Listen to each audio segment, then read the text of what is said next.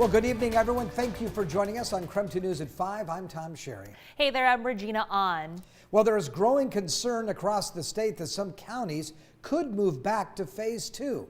So if you take a look at this map, it shows which counties are meeting their target goals to remain in phase 3.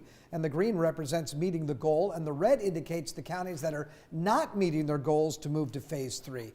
The first map shows Spokane is meeting the new case rate goal, but if you look at the second map, it shows that the county is not meeting its goal according to hospitalization rates. Now, to remain in phase 3 of reopening, large counties like Spokane need to have fewer than 200 new COVID-19 cases per 100,000 people per 14 days and fewer than 5 new COVID-19 hospitalizations per 100,000 people per 7 days. A lot of information there. The county will have its first evaluation on April 12th.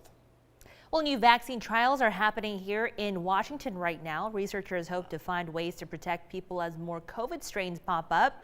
UW is one of 4 college universities participating in the study, which is expected to last for just over a year. And they're looking for volunteers who have not been vaccinated yet. Dr. Tia Babu from the University of Washington is leading up a local study looking at the long-term effectiveness of the vaccine. One study. So the primary endpoints, we will be looking at safety and tolerability of the vaccine, but we will also be looking at immune response. And now, Dr. Babu says the study is important to address future vaccine effectiveness against the mutating variants of the virus.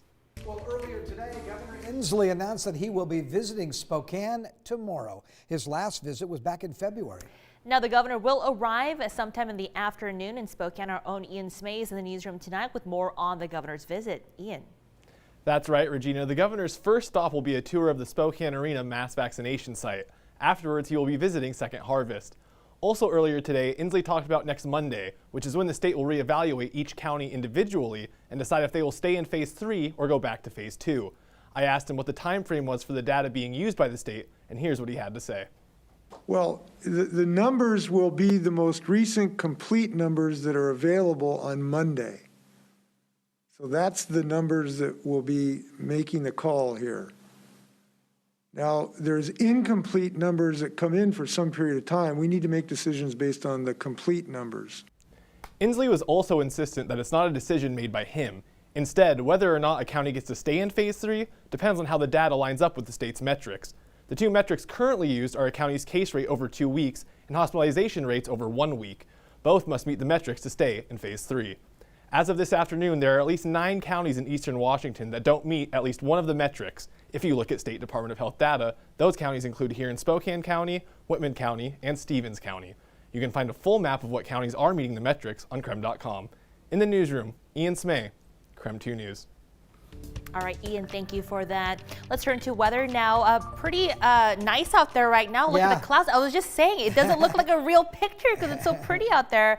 But it was definitely a little bit chilly with, hail, snow, sunshine. But what are we expecting? Well, we're looking for decreasing clouds, decreasing showers tonight. And we're also going to see mostly clear but cold temperatures overnight. Sunshine starts again on Friday morning anyway. And then we'll get increasing clouds in the afternoon. That's because another storm system is headed our way on Saturday. Saturday, we could see rain and snow showers and some pretty strong wind gusts.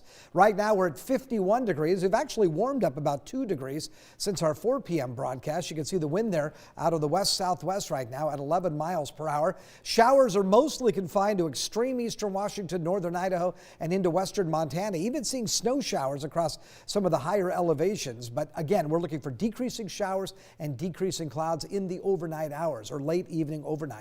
Down to 29 tonight. It gets chilly. 55 the expected high tomorrow. For the weekend, we've got very unsettled weather on Saturday. Strong wind gusts, a high of only 49. Could even see some snow showers. Not going to stick around, but you see some snow showers.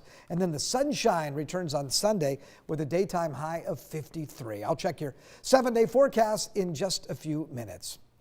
In other news, if you commute on Interstate 90 through Spokane, you're going to see multiple changes along the corridor next week. Starting Tuesday, 5 more newly installed ramp meters will go live in the morning and the afternoon. Now, the ramp meters are being used to reduce collisions, relieve congestion, and improve safety on the interstate and connecting networks. That's according to the Washington Department of Transportation. Not all 5 new ramp meters will activate on the same day. WashDOT is using a phased approach to turn them on each day. So on Tuesday, the Walnut and Monroe Street eastbound on ramp will be the first to go live. Then the ramp meters at Brown and Division east and westbound and Hamilton will go live. The following days, a ramp meter that merges Highway 195 onto I-90 has been live for about 2 years now. So WashDOT compared collision data from 18 months before it went live and then 18 after. So it turns out that according to DOT, that ramp meter has already been a success. And what we saw is a 69% reduction in collisions with folks getting on to eastbound I-90. But what is more telling is that in that time frame, we went from 7 serious injury collisions 18 months before to 0 after. And that's really the telling part, is that a collision of any type is no good. But when you talk about serious collision, that means somebody's getting injured. News at 6, our Amanda Rowley will explain how each ramp meter works and how they'll affect your commute next week. Well, after a historic season from the Zags, new Bulldog t-shirts are hitting the stores. Well, we'll tell you how you can get your hands on one coming up next.